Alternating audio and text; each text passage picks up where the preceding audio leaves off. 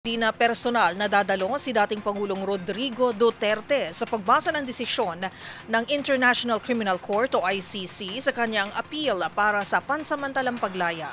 Ayon sa nakasaad sa waiver na kanyang pinirmahan, hahayaang ang kanyang legal team ang personal na makinig sa magiging desisyon ng Appeals Chamber. Magbabalita si Dustin Bayog.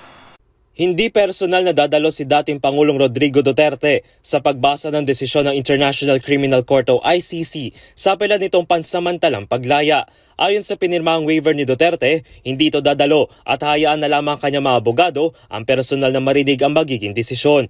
Ito naman ang unang beses na harap sa korte si Nicholas Kaufman para representa si Duterte bilang lead counsel.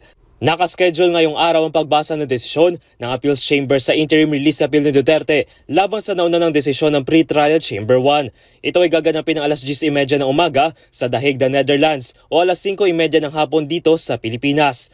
Inaasa magpe-preside si Judge Luz del Carmen Ibanez sa pagbasa ng desisyon habang tatayong lead prosecutor si Deputy Prosecutor Ma'am Mandiay Nyang. Mapapanood ito online via Facebook at YouTube sa official account ng ICC upang bigyan ng direktang access ang publiko sa pagbabasa ng desisyon.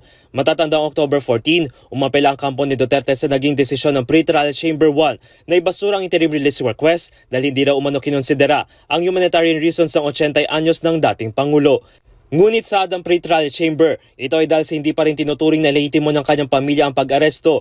Gayun din ang mapayag ni Vice President Sara Duterte na itatakas siya raw umano ito sa ICC Detention Unit. Mababatid naman noong Nobyembre ay namon din ng kampo ni Duterte ang jurisdiksyon ng ICC sa bansa, bunsod ang pagkalastan nito sa Rome Statute.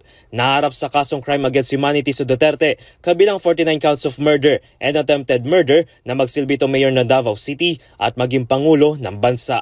Para sa MBC TV Network News, ito si Dustin Bayog ng DZRH TV.